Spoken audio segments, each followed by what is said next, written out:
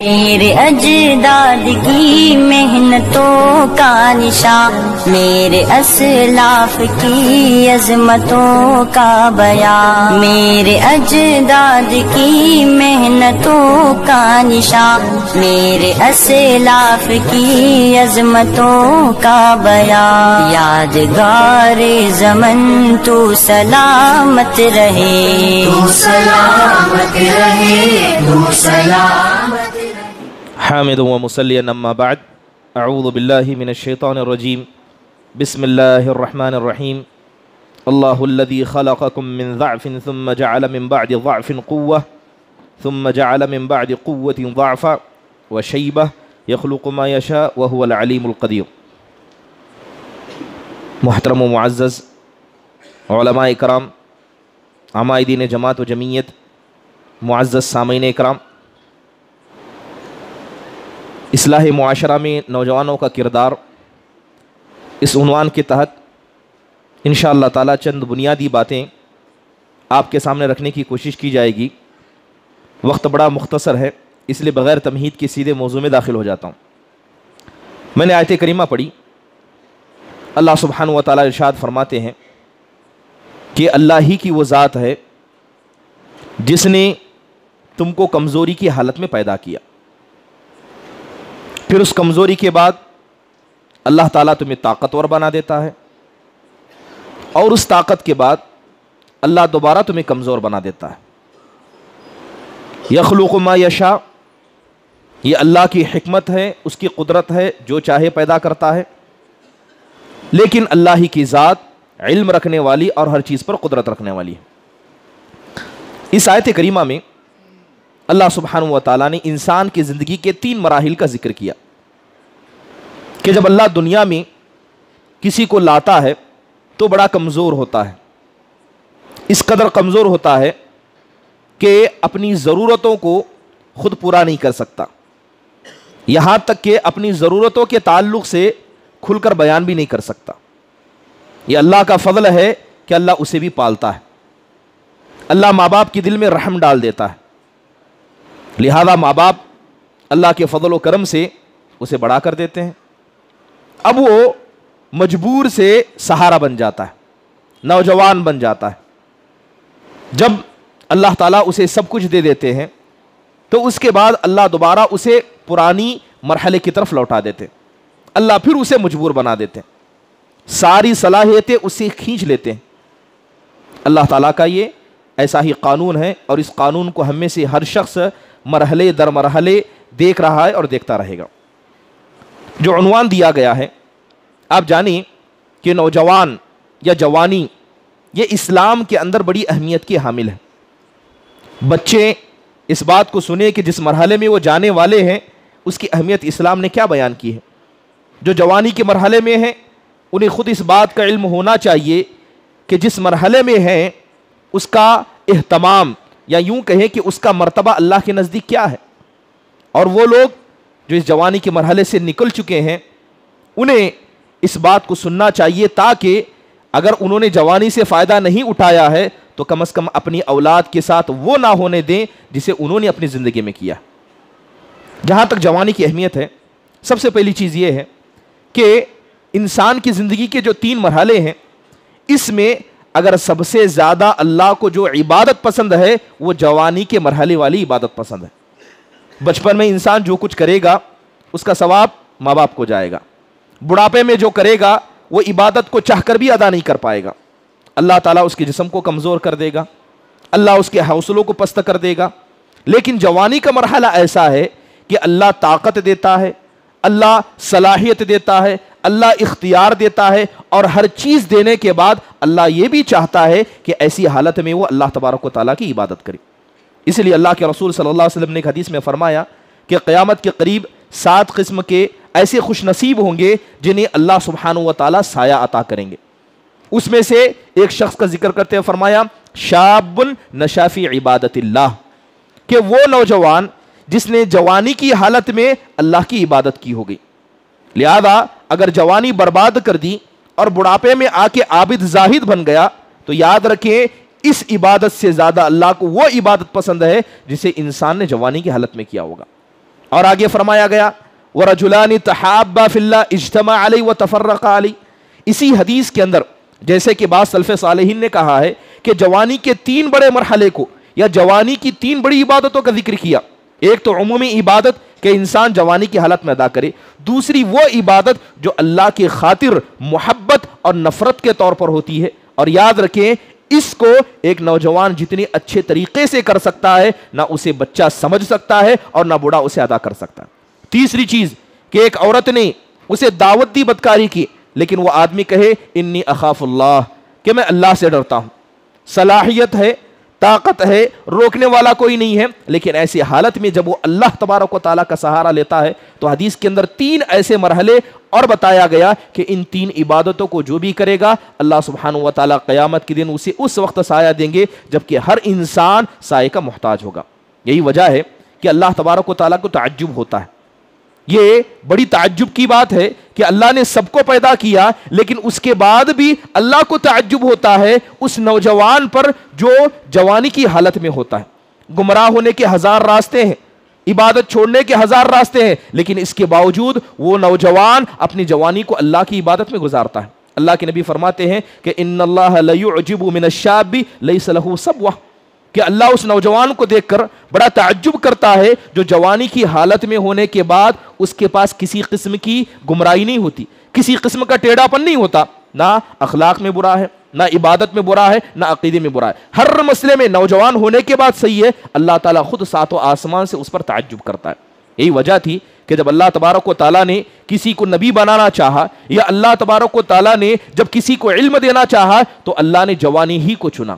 اللہ کے نبی صلی اللہ علیہ وسلم کے بڑے مشہور صحابی حضرت عبداللہ بن عباس رضی اللہ عنہ فرماتے ہیں کہ ما بعث نبی الا وهو شاب، کہ اللہ نے جتنوں کو نبی بنایا اللہ نے جوانی کی حالت میں بنایا۔ پھر فرماتے ہیں کہ ولا اوتی العلم الا وهو شاب، اور دنیا کے اندر جتنے بھی آئے ہیں اللہ نے اگر کسی کو علم دیا تو وہ جوانی کی حالت میں اللہ نے دیا۔ تو یہ بات سمجھنے کی ہے کہ اللہ تعالیٰ نے اس مرحلے کے لیے کتنے سارے خیرات جمع کر کے رکھے۔ اور یاد رکھیں انسان کی زندگی کے اندر جو عمر ہوتی ہے بچپن سے لے کر بڑھاپے تک، اس میں سب سے افضل مرحلہ جوانی کا ہے، سب سے لمبا مرحلہ جوانی کا ہے۔ انسان بچپن بڑی مشکل سے 10 سے 12 سال تک بچپن ہوتا ہے، اس کے بعد جو جوانی شروع ہوتی ہے 40 سال تک اس کی جوانی ہوتی ہے، اور اس کے بعد انسان بڑھاپے میں چلا جاتا ہے۔ اس لیے کہتے ہیں کہ زندگی کا سب سے بڑا مرحلہ کیا ہے؟ جوانی کا ہے۔ اور اللہ تبارک و تعالیٰ کو یہ مرحلہ اتنا بڑا پسند ہے کہ اللہ تعالیٰ جب جنت میں لوگوں کو داخل کرے گا تو کون سی عمر میں داخل کرے گا؟ اگر وہ بوڑھا انتقال کر جائے جیسے کہ اکثر ہوتے ہیں، یا بچہ بھی ہو کر انتقال ہو جائے، اللہ سب کو جوانی کے مرحلے میں لائے گا اور اسی مرحلے کے ذریعے اللہ سبحانہ و تعالیٰ لوگوں کو جنت میں داخل کرے گا۔ اسی لیے دیکھیں جب اللہ تبارک و تعالیٰ اتنی ساری صلاحیتیں دیتا ہے، نعمتیں دیتا ہے، تو اللہ تعالیٰ ان نعمتوں کے مقابلے میں سوال بھی کرے گا۔ اللہ بخشے گا نہیں۔ حدیث کے اندر آتا ہے لا تزول قدم ابن آدم، کہ قیامت کے دن جب ابن آدم کو میدان محشر میں کھڑا کیا جائے گا اس کے قدم ہل نہیں سکتی، وہ آگے بڑھ نہیں سکتا، نہ بڑھنے کا سوچ سکتا ہے، یہاں تک کہ وہ 2 سوالوں کا جواب نہ دے جس کا تعلق خصوصی طور پر جوانی سے۔ پوچھا جائے گا کہ ان عمرہ فیما افناہ، کہ اللہ نے تجھے 60-70 سال کی جو زندگی دی تھی، جو مہلت دی تھی، عبادت کرنے کا موقع دیا تھا، اس نے اس زندگی میں تو نے کیا کیا؟ اللہ تعالیٰ عمومی سوال پوچھے گا، لیکن دوسرا سوال جوانی کے تعلق سے ہوگا۔ کیا 60-70 سال کی زندگی میں جوانی نہیں ہے؟ لیکن دوسرا سوال پوچھا جائے گا وَعَنْ شَبَابِهِ فِي مَا أَبْلَى، کہ یہ تو بتا کہ تو نے 50-60 سال زندگی کا حساب دے بھی دیا، تو جوانی کے بارے میں بتا کہ جوانی کے اندر تو نے کیا کیا۔ تو یقیناً جتنی نعمتیں اللہ کے پاس سے ملتی ہیں ویسا محاسبہ بھی اللہ تبارک و تعالیٰ کرتا ہے۔ اسی لیے قرآن میں اللہ تعالیٰ نے جہنمیوں کا ذکر کیا۔ جب اللہ ان کو جہنم میں پھینکے گا تو وہ اللہ تعالیٰ سے کہیں گے اے ہمارے پروردگار عذاب کو ہلکا کر دے، ایک مہلت دے تاکہ دنیا میں دوبارہ جائیں اور دوبارہ جا کر عبادت کر کے تیرے پاس واپس آئیں۔ تو اللہ تعالیٰ سوال کرے گا کہ اولم نعمرکم ما یتذکر فی، کیا ہم نے تم کو اتنی عمر نہیں دی تھی، کیا اتنی زندگی نہیں دی تھی جس کے اندر یہ جو عقل اب آئی ہے وہ عقل تباہ تھی؟ سلف صالحین کہتے ہیں کہ وہ کون سی عمر ہے اگر وہ گزر جائے تو اس کے بعد اللہ کسی کو نہیں بخشے گا، اللہ اس کے عمل کے اعتبار سے اس کا محاسبہ کرے گا۔ تو ابن کثیر رحم اللہ فرماتے ہیں کہ 17 سال اگر کوئی پیدا ہوا 17 سال کی عمر تک پہنچ گیا، جو بھی گناہ کرے گا اللہ سختی سے اس کا مواخذہ کرے گا، کیونکہ یہ 17 سال، بعض روایتوں کے اندر 16 سال، یہ عمر کافی ہے انسان کو عقل مند بننے کے لیے، اپنا نفع و نقصان سمجھنے کے لیے۔ اب بتائیے وہ انسان 70 سال تک پہنچ گیا، 80 سال تک پہنچ گیا، 40-45 سال تک پہنچ گیا، اور اس کے بعد بھی ٹیڑھا کا ٹیڑھا رہا، اپنی زندگی کو نہیں سمجھا، تو کیا اللہ تعالیٰ ایسے لوگوں کو بخشے گا؟ ہرگز نہیں بخشے گا۔ تو یہ جوانی کا وہ مرحلہ ہے جس کے اندر اللہ سبحانہ و تعالیٰ ایسا ہی سوال کرنے والے۔ برادران اسلام، چلیے جو جوانی کا مرحلہ ہے، قرآن کے اندر اللہ تبارک و تعالیٰ نے نوجوانوں کا ذکر کیا ہے۔ 2 قسم کے نوجوان، ایک وہ جو ایمان والے تھے، دوسرے وہ جو کفر والے تھے۔ دونوں قسم کے نوجوانوں کا ذکر اللہ نے قرآن میں کیا۔ اگر وہ نوجوان جن کا ذکر اللہ سبحانہ و تعالیٰ نے قرآن میں کیا ہے تو سب سے پہلے انبیاء کی بات لیں۔ اللہ تبارک و تعالیٰ کہتا ہے کہ قالوا سمعنا فتن، کہ ہم نے ایک نوجوان کے بارے میں سنا ہے۔ قوم کی بات کا ذکر کرتے ہوئے اللہ کہتا ہے کہ وہ کہا کرتے تھے کہ ہم نے ایک نوجوان کے بارے میں سنا ہے جس کو ابراہیم کہا جاتا ہے۔ کون نہیں جانتے حضرت ابراہیم علیہ السلام کو، وہ امام جو موحدین کے امام ہیں۔ اللہ نے ان کا جوانی کا ذکر کرتے ہوئے فرمایا کہ انہوں نے اپنی جوانی کے ساتھ اپنی قوم والوں کے ساتھ کیا کیا؟ وَآتَيْنَاهُ الْحُكْمَ صَبِيًّا، اللہ نے یحییٰ علیہ السلام کا ذکر کرتے ہوئے فرمایا کہ یحییٰ ابھی بچے تھے، ہم نے ان کو تبھی سب کچھ سمجھا دیا تھا، ہم نے دے دیا تھا وہ چیزیں جو جوانی میں ملتی ہیں، اللہ نے بچپن میں دے دی تاکہ جوانی میں اس کا صحیح استعمال کر سکیں۔ اللہ نے حضرت یوسف علیہ السلام کی جوانی کا ذکر کیا کہ اللہ نے ان کو جوانی دی، اللہ نے خوبصورت چہرہ دیا، خوبصورت سیرت ادا کی، اور اس سے بڑھ کر ابراہیم علیہ السلام کے عمل کی وجہ سے یا ان کے فضل کی وجہ سے اللہ نے جو ان کی اولاد کو نبوت دی، وہ نبوت حضرت یوسف علیہ السلام کو بھی ملی۔ اللہ کہتا ہے کہ وَلَمَّا بَلَغَ أَشُدَّهُ آتَيْنَاهُ حُكْمًا وَعِلْمًا وَكَذَلِكَ نَجْزِي الْمُحْسِنِينَ، کہ جب حضرت یوسف جوان ہوئے، جوانی کے مرحلے کو پہنچے، تو اللہ تبارک و تعالیٰ نے ان کو علم دیا، اللہ نے حکمت دی۔ ایسا ہی معاملہ ہم ان کے ساتھ کرتے ہیں، یہاں تک کہ اللہ نے حضرت موسیٰ علیہ السلام کی جوانی کا ذکر کیا۔ اللہ تعالیٰ کہتا ہے کہ جب موسیٰ بھی جوان ہوئے تو اللہ نے ان کو بھی علم دیا، ان کو بھی حکمت دی، اور انہوں نے اس جوانی کا بھرپور فائدہ اٹھایا اللہ تبارک و تعالیٰ کی عبادت میں۔ جوانوں کا ذکر کریں، اصحاب کہف کا ذکر نہ کریں تو یقیناً بڑی ناانصافی ہوگی۔ وہ اصحاب کہف کے لوگ جو ایک ظالم بادشاہ کے ماتحت میں رہا کرتے، کسی قوم جماعت و جمعیت نہیں۔ آج نوجوانوں کو دیکھا جاتا ہے تو بڑا افسوس ہوتا ہے کہ عمل کرنے کے مسئلے میں اپنے ماں باپ سے ڈرتے ہیں، نیکی کرنے کے مسئلے میں جماعت و جمعیت کو خیال کرتے ہیں، لیکن گناہ کرنے کے مسئلے میں اللہ تک کا خیال نہیں کرتے۔ اگر میں ایسا کروں گا تو ماں باپ ناراض ہو جائیں گے، دیندار لڑکی لاؤں گا تو گھر والے برا مان جائیں گے، لیکن وہی جب گناہ کرنے کی بات آتی ہے تو انسان اللہ سے بھی نہیں گھبراتا ہے۔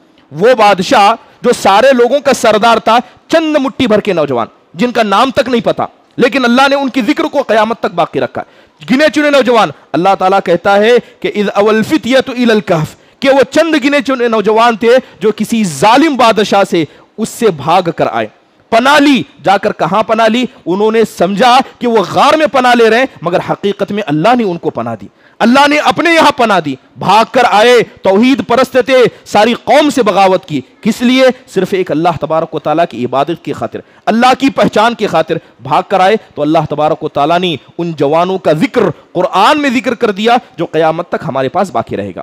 کچھ منحرف نوجوان ہیں جنہوں نے اللہ تبارک و تعالیٰ کی نافرمانی کی، جیسے حضرت نوح علیہ السلام کا بیٹا جوان تھا، باپ نبی تھے، لیکن کیا باپ کی نبوت بیٹے کو فائدہ پہنچائی؟ بالکل نہیں۔ اللہ تعالیٰ کہتا ہے کہ وَنَادَى نُوحُ ابْنَهُ وَكَانَ فِي مَعْزِلٍ يَا بُنَيَّ ارْكَبْ مَعَنَا وَلَا تَكُن، کہ اللہ تبارک و تعالیٰ نے حضرت نوح علیہ السلام کو کشتی بنانے کا حکم دیا۔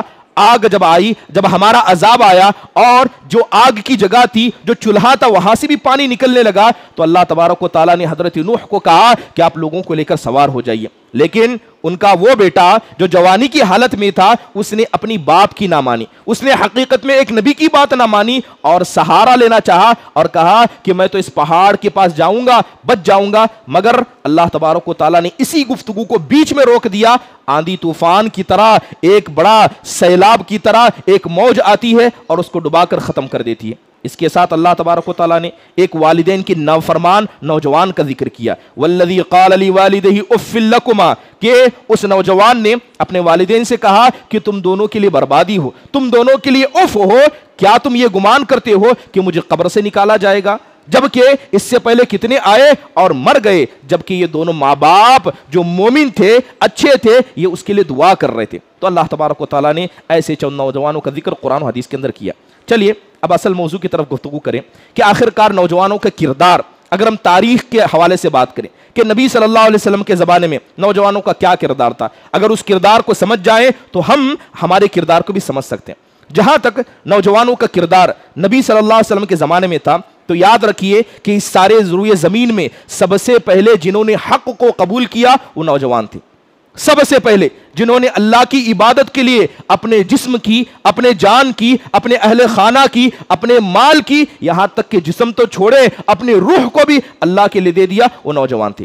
اگر اس کی مثالیں دیں تو بہت ساری ہیں، جیسے اصحاب کہف کے لوگ، چند گنے جو نوجوان تھے، سب سے پہلے یہ کھڑے ہوئے اور دین الہی کو، اللہ تبارک و تعالیٰ کی دین کو قبول کیا۔ حضرت موسیٰ علیہ السلام نبی بنا کر بھیجے گئے، فرعون کے پاس جانے کا حکم دیا۔ اللہ فرماتا ہے کہ فَمَا آمَنَ لِمُوسَىٰ إِلَّا ذُرِّيَّةٌ مِّن قَوْمِهِ، کہ حضرت موسیٰ جو نبی تھے، اولو العزم تھے، ان کی نبوت پر گنے چنے لوگ ایمان لائے تھے، اور وہ گنے چنے جیسے کہ ابن کثیر رحم اللہ کہتے ہیں سب نوجوان تھے۔ حضرت موسیٰ پر جو گنے چنے ایمان لائے سب کے سب اللہ تبارک و تعالیٰ کے فضل و کرم سے نوجوان تھے۔ اللہ تعالیٰ نے حضرت عیسیٰ کو حواری عطا کیے، چند ساتھی عطا کیے، یہ بھی سب نوجوان تھے۔ برادران اسلام، بات یہاں تک نہیں رکتی، اگر ہم نبی صلی اللہ علیہ وسلم کی زندگی پر غور کریں کہ آپ علیہ السلام کے زمانے میں سب سے پہلے کس نے آپ کی دعوت کو قبول کیا؟ حضرت ابو بکر نے کیا، وہ بھی 36-38 سال کی عمر میں تھے، نوجوان تھے۔ حضرت عمر، عبداللہ بن مسعود، ارقم بن ارقم، حضرت سعید بن زید، مصعب بن عمیر، خباب بن ارت، یہ سارے صحابہ اس عمر میں انہوں نے اللہ کے نبی کی دعوت کو قبول کیا، یہ جوانی کے مرحلے میں تھے۔ بلکہ کچھ تو ایسے صحابہ تھے جو ابھی جوانی میں قدم رکھ رہے تھے، جیسے حضرت زبیر بن عوام 15 سال کے تھے، انہوں نے اسلام کو قبول کیا۔ حضرت طلحہ بن عبید اللہ 16 سال کے تھے، مسلمان ہو گئے۔ حضرت سعد بن ابی وقاص 17 سال کے تھے، مسلمان ہو گئے۔ ارقم بن ارقم یہ بھی 16 سال کے تھے، سب مسلمان ہو گئے۔ ابھی جوانی کی دہلیز پر قدم رکھ رہے ہیں، اپنی باپ دادا، خاندان، کنبے قبیلے سب سے بغاوت کر کے اللہ کے رسول صلی اللہ علیہ وسلم کے ساتھ دینے کے لیے تیار ہو رہے ہیں۔ یہ سب کون تھے؟ یہ نوجوانی کی ابتدائی مرحلے پر تھے۔ بلکہ اللہ کے نبی صلی اللہ علیہ وسلم نے تو صحابہ کے اندر ایسا جذبہ پیدا کیا تھا حق کے قبول کرنے کے مسئلے میں کہ صحابہ اکرام اسی کم عمری میں، ایک صحابی کا ذکر کروں گا جن کی عمر صرف 15 سال تھی، پتا ہے کہ لڑنے کے لیے جا رہے ہیں، وہاں پر جان دینی پڑے گی، زندگی کا کوئی بھروسہ نہیں ہے، ایسے وقت میں صحابہ کی مجلس میں ایک شخص داخل ہو جاتے ہیں، ایک صحابی داخل ہوتے ہیں، اپنے آپ کو صحابہ کے بیچ میں چھپاتے رہتے ہیں۔ ان کے بھائی حضرت سعد بن ابی وقاص ان کو دیکھ لیتے ہیں، اپنے بھائی عمر کو دیکھ لیتے ہیں کہ وہ اللہ کے نبی سے اپنے آپ کو چھپا رہے ہیں، کیونکہ انہیں پتا تھا کہ اگر اللہ کے نبی حضرت عمر کو دیکھ لیں گے تو چھوٹے ہیں بول کر فوج سے نکال دیں گے، چھپا رہے تھے۔ تو حضرت سعد نے کہا ایسا نہ کرو، نبی صلی اللہ علیہ وسلم کے پاس گئے اور جا کر سفارش کرتے ہوئے کہا اے اللہ کے نبی، میرے بھائی کو جو ابھی صرف 15 سال کا ہے اسے اجازت دی جائے کہ بدر میں شریک ہو۔ اللہ کے نبی نے ان کی سفارش پر اجازت دی، اور سب سے پہلے بدر میں جو شہید ہونے والے تھے یہ خود حضرت عمر بن ابی وقاص رضی اللہ عنہ تھے۔ تو آپ دیکھیں کہ اللہ تبارک و تعالیٰ نے کس قدر ان کو جذبہ دیا تھا، صرف 15 سال کی محض عمر۔ آج اسی عمر میں ہمارے بچوں کو کھانا پینا نہیں پتا، بڑا افسوس ہوتا ہے، زندگی جینے کا طریقہ نہیں پتا، مگر صحابہ اکرام اسی عمر میں اللہ سے ایسے جڑ گئے تھے کہ انہیں اپنی زندگی کی پرواہ نہ تھی، جس طرح کہ آج ہمارے نوجوانوں کو اپنی خیر و شر کی پرواہ نہیں ہے۔ اللہ تبارک و تعالیٰ نے یہ نوجوانوں کو کردار دیا ہے، جوانی کی تہلیز پر آئیں گے، حق کا ساتھ دیں گے تو یہ نوجوانی ہوں گے۔ برادران اسلام، حضرت زید بن ثابت رضی اللہ عنہ 13 سال کے بچے تھے۔ کتنے سال کے؟ 13 سال کے بچے تھے۔ اللہ کے نبی صلی اللہ علیہ وسلم کے بارے میں پتا چلتا ہے کہ غزوہ بدر کے لیے نکل جاتے ہیں۔ چھوٹا بچہ دیکھ کر اللہ کے نبی منع کر دیتے ہیں کہ آپ شریک نہیں ہو سکتے۔ اپنی ماں کے پاس روتے گڑگڑاتے ہوئے جاتے، کہتے ہیں کہ اللہ کے نبی نے مجھے جنگ میں شریک ہونے سے روک دیا۔ رونے لگے تو ان کی ماں انہیں نصیحت کرتے ہوئے کہتی ہے بیٹا، اللہ کے نبی نے تمہیں جنگ سے روکا ہے، نیکی کے کام سے نہیں روکا ہے۔ کوئی ایسا کام کرو جو تمہاری عمر کے لیے بھی بالکل مناسب ہو، جس میں اللہ کے نبی تمہیں آگے بڑھ کر جائیں۔ گئے اللہ کے نبی کے پاس، پوچھا اللہ کے نبی میں کیا خدمت کر سکتا ہوں؟ اللہ کے نبی نے ان کے ہنر کو دیکھ کر کہا کہ سریانی زبان کو سیکھ سکتے ہو، ایک زبان جو یہودیوں کی تھی جس کا استعمال کرتے تھے، کیا اس زبان کو سیکھ سکتے ہو؟ کیا جذبہ تھا کہ 17 دن میں پوری زبان کو سیکھ لیا۔ 17 दिन में ज़बान को सीख लिया। एक 13 साल का बच्चा बड़े बड़े सहाबा के बीच में बैठकर तर्जुमान रसूल सल्लल्लाहु अलैहि वसल्लम बन जाता है। खत आता है, अल्लाह के नबी हजरत अबू बकर को नहीं देते, हजरत उमर को नहीं देते, अब्दुर्रहमान बिन औफ को नहीं देते, हजरत ज़ैद को देते हैं कि लो पढ़ो और नबी सल्लल्लाहु अलैहि वसल्लम की जानिब से तर्जुमानी करो। हम समझते हैं कि जवानी का मरहला ऐसा है कि बच्चों को समझने में टाइम लग जाता है। ये 13 साल के नौजवान है जो नबी सल्लल्लाहु अलैहि वसल्लम की जानिब से तर्जुमानी करने के लिए खड़े हो जाते हैं। यहां तक कि जब अल्लाह के नबी का इंतकाल हो गया, अभी मुकम्मल 20-25 साल की उम्र को नहीं पहुंचे हैं, अल्लाह के नबी सल्लल्लाहु अलैहि वसल्लम ने जो जिम्मेदारी उनके कंधे पर सौंपी थी, वही जिम्मेदारी बल्कि उससे बढ़कर जिम्मेदारी हजरत अबू बकर ने उनको दी। कुरान जमा करने के लिए कह दिया, कुरान इकट्ठा करने के लिए हुक्म दिया। हजरत ज़ैद बिन साबित रज़ी अल्लाह अन्हु कहते हैं कि वल्लाही लौ कल्लफूनी नक़ल जबलिन मिन मकानी लकान अहवन। कहते हैं अगर हजरत अबू बकर एक जिंदा पहाड़ को, मौजूद पहाड़ को काट कर किसी और जगह रखने के लिए कहते तो यह आसान होता कुरान को जमा करने से, लेकिन इस जिम्मेदारी को अदा किया। ब्रादर इस्लाम, नौजवान वो हैं जो सबसे पहले दावत को कबूल करने वाले थे। आज भी उसी दौर को याद करने की जरूरत है। 15 साल का बच्चा है, 10 साल का बच्चा है, 7 साल का बच्चा है, बच्चा अभी छोटा है, सोएगा तो आराम मिलेगा, ट्यूशन को वक्त पर भेजा जाए, नमाज के लिए उठाया ना जाए। हकीकत में जितने नौजवान गुमराह होते हैं उसकी सबसे बड़ी वजह खुद माँ बाप है। माँ बाप ने बच्चों को इतना बच्चा समझ लिया कि उनकी तमीज भूल गए। 17 साल, 12 साल, 13 साल, ये कोई किस्से कहानियां नहीं, ये जिंदे वो तस्वीरें हैं जो सहाबा इकराम ने हमारे माँ बाप को हमारे सामने पेश किया। बरादर इस्लाम, सहाबा इकराम खुसूसी तौर पर नौजवान वो हैं जो हर तकलीफ को बर्दाश्त करने के लिए सामने खड़े होते हैं। आज बड़ा अफसोस होता है जब देखा जाता है कि जमात के जिम्मेदार कौन है? बुजुर्ग हजरात। जमीयत के जिम्मेदार कौन है? बुजुर्ग हजरात। हर जिम्मेदारी बुजुर्गों के हवाले और काम करने के लिए नौजवान मौजूद है। यह हमारा हाल है, यह हमारा हाल है। नबी सल्लल्लाहु अलैहि वसल्लम तो ऐसा नहीं करते थे। नबी सल्लल्लाहु अलैहि वसल्लम ने नौजवानों को बड़ी बड़ी जिम्मेदारियां दी थी और बुजुर्गों को उनकी क़ियादत के लिए, बुजुर्गों को उनकी निगहबानी के लिए रखा था। आज हमारा तस्वुर ही अलग है, क्योंकि 20 साल का बच्चा हमारे नजदीक बच्चा ही नहीं है और इसका ज़ाय करने में सबसे पहले पूरे मुआशरे का, पूरा मुआशरा उसका जिम्मेदार है। और बड़ा अफसोस होता है कि बच्चा 17-18 साल का होता है, उसे अपने कपड़े खुद से इस्त्री करना नहीं आता। इतना नाकारा हमने अपने बच्चों को बनाकर रखा है। यकीनन इसके जिम्मेदार सारा मुआशरा है, सारी जमात व जमीयत है, बल्कि हर फर्द जो मुआशरे के अंदर सांस लेता है, इस सब का वो जिम्मेदार है, क्योंकि सब मिलकर ही बच्चों की जवानी को हम बर्बाद कर रहे हैं। ब्रादर साहब, दूसरा नुकता यह है कि जो नौजवान ये वो हैं जो सबसे ज्यादा अल्लाह की राह में सब्र करते हैं। बूढ़े सब्र नहीं कर सकते, बच्चे सब्र नहीं कर सकते। सहाबा की सीरत हमें बताती है कि देखो ये नौजवान का किरदार था। हजरत बिलाल बिन रबाह नौजवान बच्चे थे, अजाब दिया गया। कैसा अजाब दिया गया? 12 आपने सुना है। कहते हैं कि अजाब तो वो तकलीफ जिसको बर्दाश्त करनी पड़े, लेकिन एक ऐसी तकलीफ जिसे बर्दाश्त करना हर किसी के बस में बात नहीं है। वो तकलीफ क्या थी? अल्लाह के रसूल सल्लल्लाहु अलैहि वसल्लम खुद हदीस के अंदर फरमाते हैं, हजरत बिलाल कहा करते थे कि मर्रा अलैया सलासूना मिन बैनि यौमिन व लैला व मा ली व ली बिलाल।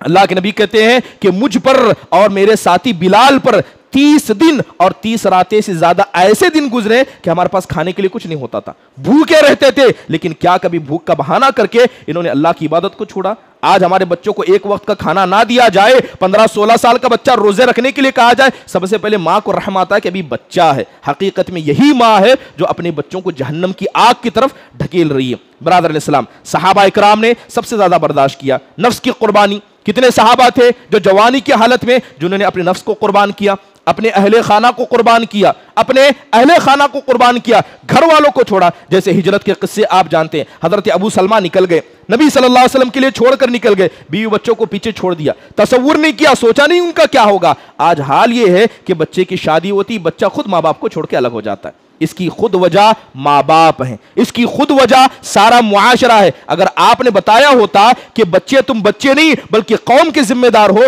तुम एक सरपरस्त हो बल्कि तुमको कौम की क़ियादत करना है, अगर ये एहसास पैदा किया होता तो बच्चे हमारी नाकारा ना होते। बच्चे बड़े हो जाएं, रोना तो सब रोते हैं, लेकिन हकीकत यह है कि बच्चों की बचपन को बर्बाद करने में सबसे बड़ा किरदार खुद माँ बाप का होता है। ब्रादर इस्लाम, माल को कुर्बानी करने की बात है। हजरत सुहेब रूमी नौजवान थे, माल लेकर निकले, चाहते थे कि हिजरत करके निकल जाएं, मुशरिकीन ने रोक लिया। कहा जब आए थे कुछ नहीं था, अब सब कुछ गंवा कर जा रहे हो, सारा माल तो जा सकते हो। सारा माल अल्लाह की राह में कुर्बान किया। हजरत उस्मान बिन अफ़्फ़ान नौजवान थे, इन्होंने सबसे ज्यादा अल्लाह की राह में कुर्बानियां की। इसके अलावा कितने सहाबा हैं, हजरत मुसाब बिन उमैर रज़ी अल्लाह अन्हु, इनको कौन नहीं जानता, माँ के लाडले थे, گھر میں اس طرح رہتے کہ لگتا نہیں تھا کہ انسان کیا ہے اس طرح کے معاشرے کا ہے جس طرح کے معاشرے میں رہا کرتے. سب سے بہترین لباس, سب سے بہترین عطر, سب سے بہترین لباس اور سب سے خوبصورت نوجوان. اللہ کے نبی صلی اللہ علیہ وسلم کی ایک بڑی مشہور حدیث ہے کہ جب حضرت مصعب بن عمیر رضی اللہ عنہ شہید ہو گئے, جب شہید ہو گئے ان کو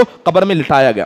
قبر میں لٹایا گیا, کپڑا تک میسر نہیں تھا کہ پورے جسم کو ڈھکا گئے. پیر کو ڈھکا جاتا سر کھل جاتے, سر کو ڈھکا جاتا پیر کھل جاتے. آخر کار جب یہی مسئلہ چل رہا تھا تو اللہ کے نبی نے حضرت مصعب بن عمیر کو دیکھا, سر پر سار میں بال میں پوری دھول بھری ہے, چہرہ دھول سے بھرا ہے. اللہ کے نبی کہنے لگے خدا کی قسم اس نوجوان کو میں نے مکہ میں دیکھا تھا. ایک وقت ایسا تھا کہ اس نوجوان کو میں نے مکہ میں دیکھا تھا, اس سے خوبصورت لباس پہننے والا, اس سے خوبصورت بال بنانے والا, اس سے خوبصورت عطر لگانے والا میں نے نہیں دیکھا تھا. آج سب کچھ قربان ہو کے یہ اس حالت میں قربان ہو کے گرا ہے.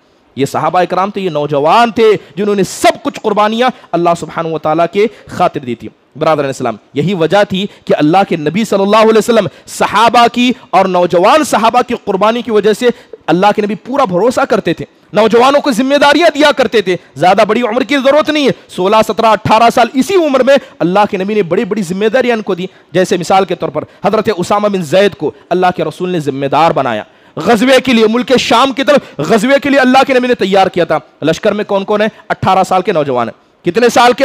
18 سال کے نوجوان ہیں. اللہ کے نبی نے مسلمانوں کی فوج کا ذمہ دار بنایا جس میں حضرت ابوبکر موجود ہیں, حضرت عمر ہے, حضرت عثمان ہے, سعد بن ابی وقاص ہے, ابو عبیدہ بن جراح, جو مسلمانوں کے بڑے بڑے قائد ہیں موجود ہیں. اللہ کے نبی ان کو صف میں شامل کر کے قیادت کس کے ہاتھ میں دیتے ہیں؟ حضرت اسامہ بن زید رضی اللہ عنہ کی. اللہ کے نبی کا بڑا کردار یہ تھا کہ آپ نے اپنے نوجوانوں پر بھروسہ کیا, جو بھروسہ آج ہمارے بزرگ بالکل نہیں کرتے.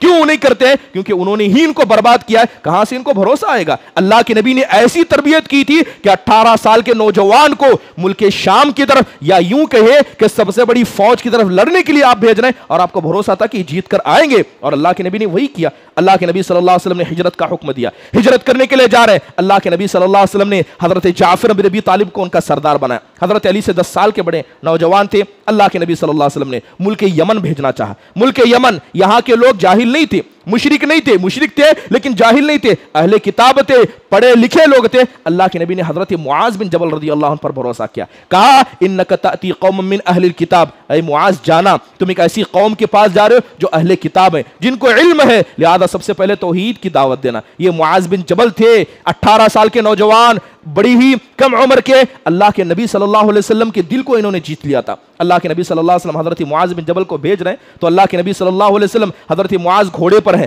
سوار ہیں. اللہ کے نبی ان کے گھوڑے کے بازو چل رہے ہیں, اللہ کے نبی ان کے بازو چل رہے ہیں. اللہ کے نبی صلی اللہ علیہ وسلم نے ایک مرتبہ حضرت معاذ کو دیکھا, آپ نے ہاتھ پکڑا, آگے پڑھ کر کہا واللہ انی احبک, کہتے ہیں اے معاذ مجھے خدا کی قسم تم سے بڑی محبت ہے, مجھے تم سے بڑی محبت ہے. یہی محبت اللہ کے نبی نے اس وقت جتائی جب آپ 18 سال کی عمر میں ان کو کیا ہے ملک یمن بھیج رہے تھے. اللہ کے نبی نے ہاتھ پکڑا اور کہا اے معاذ ہو سکتا ہے کہ جب دوبارہ لوٹ کر آؤ تو تمہاری میری ملاقات نہ تم آؤ تو میری مسجد سے تمہارا گزر ہو, میری قبر سے تمہارا گزر ہو سکتا ہے کہ تم مجھے زمین کے اوپر نہیں زمین کے نیچے پاؤ. حضرت معاذ مارے شفقت میں نبی کی فراقت کی خبر سن کر رونے لگے. حضرت معاذ رونے لگے. اللہ کے نبی صلی اللہ علیہ وسلم نے حضرت معاذ کو دیکھا تو کہا تھا کہ وَأَعْلَمُكُمْ بِالْحَلَالِ وَالْحَرَامِ معاذ بن جبل. ابو بکر ہیں, عمر ہیں, عثمان ہیں, علی ہیں, رضوان اللہ علیہم اجمعین, سب بڑے بڑے صحابہ ہیں. لیکن اللہ کے نبی حضرت معاذ کو دیکھ کر کیا کہتے ہیں کہ اگر تم سب میں اگر سب سے زیادہ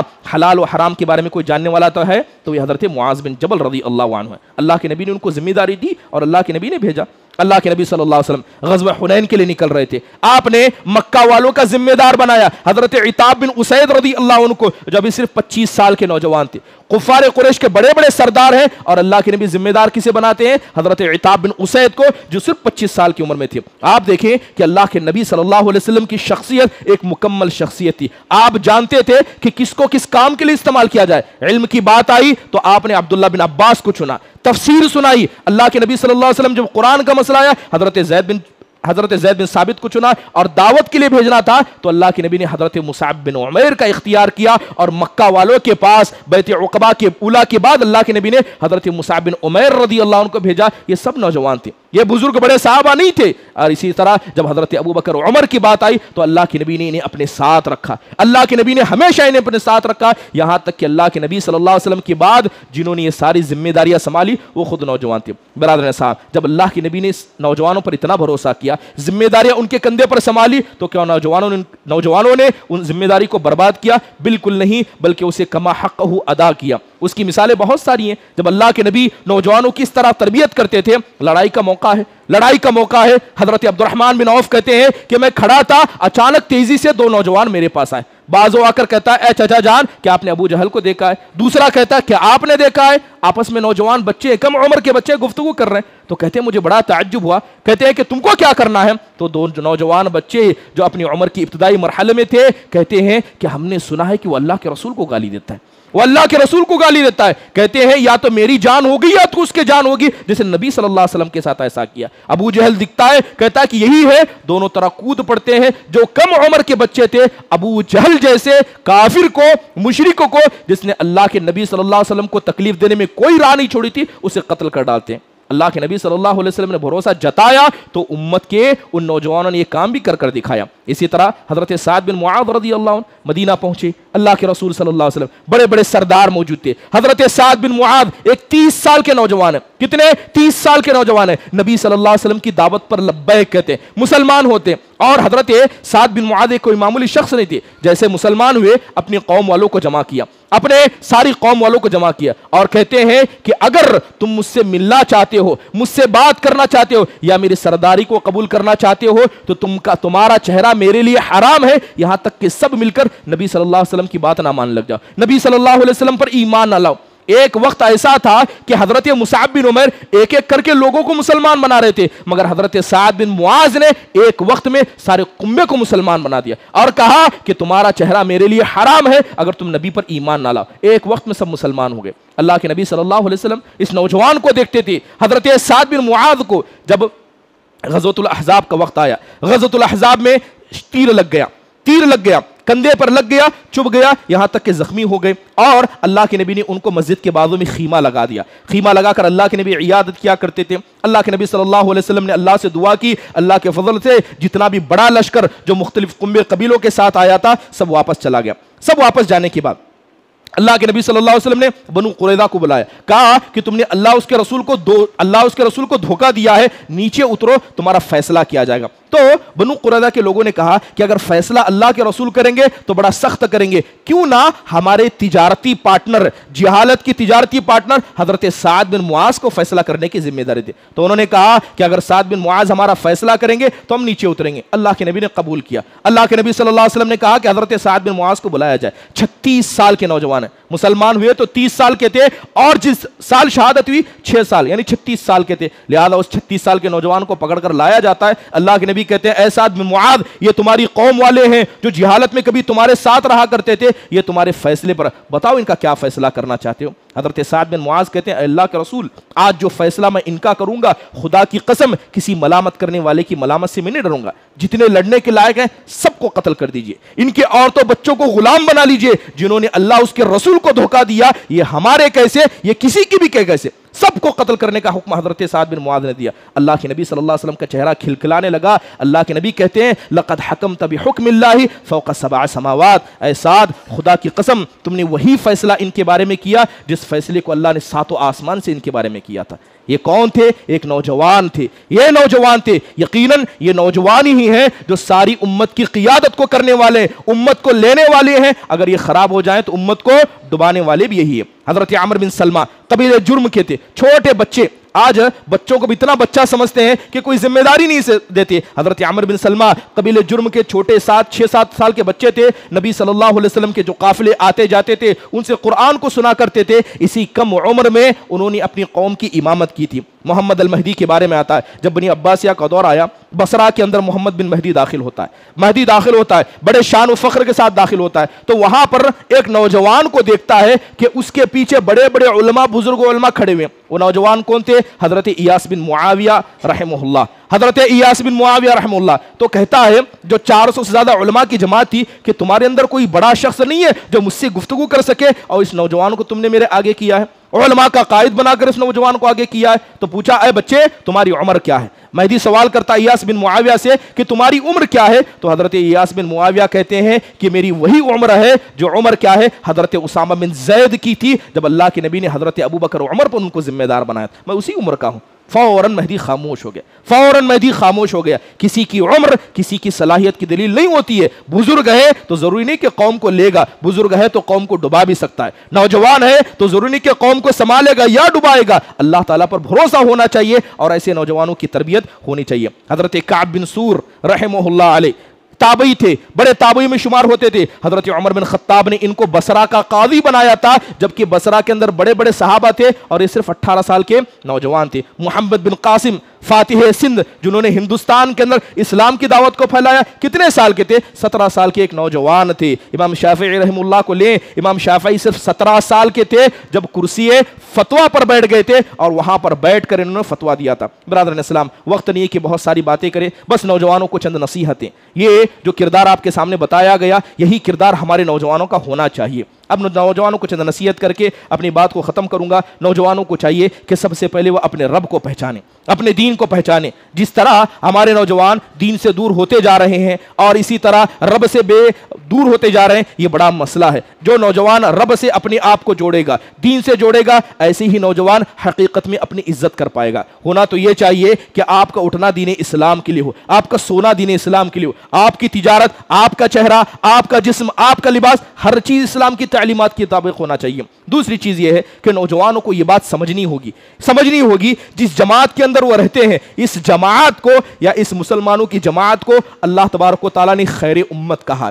فخر کرنا سیکھیں اپنے اوپر، اپنے آپ کو مغلوب نہ سمجھیں، فخر کرنا سیکھیں کہ اللہ نے ہزاروں کو پیدا کیا، اللہ اس آسمان و زمین کو بھی گل کر دے گا، مگر یہ خیر امت ہمیشہ باقی رہے گی۔ جنت میں داخل ہونے والے یہ سب سے پہلے ہوں گے، اس بات کا یقین دل میں پیدا کرے۔ اس کے علاوہ اہم چیز ہے کہ نوجوان اپنے مقصد زندگی کو یاد کریں۔ مقصد زندگی کہ اللہ نے آپ کو آخرکار پیدا کیوں کیا ہے؟ کیا بس آپ کو کھانا ہے؟ کیا ماں باپ کو کما کر دینا ہے؟ بیوی بچے پالنا ہے؟ صرف یہی مقصد ہے؟ اگر کھانا پینا ہی مقصد ہے تو اللہ تعالیٰ نے کافروں کا یہ مقصد بیان کرتے فرمایا کہ والذین کفروا یتمتعون ویأکلون کما تأکل الانعام والنار مثوی لہم، کہ یہ کافر جو ہے یہ زندگی کو انٹرٹینمنٹ کی جگہ سمجھتے ہیں، مزہ لینے کی جگہ سمجھتے ہیں، کھاتے ہیں پیتے ہیں اسی طرح جانور کھاتے پیتے ہیں اور ان کا ٹھکانہ جہنم ہے۔ اگر کوئی نوجوان اپنی زندگی کا مقصد صرف کھانا پینا، اپنے آپ کو سنوارنا سمجھے، اللہ، اس کے رسول، دین کا قیام، یا یوں کہے دین کی سربراہی کو کچھ نہ سمجھے، یقیناً اس کا مقصد ویسا ہی ہے جو کافرین کا مقصد ہے۔ اس کے علاوہ ضروری ہے کہ نوجوان سب سے پہلے اپنے نفس کی اصلاح کرنا سیکھیں،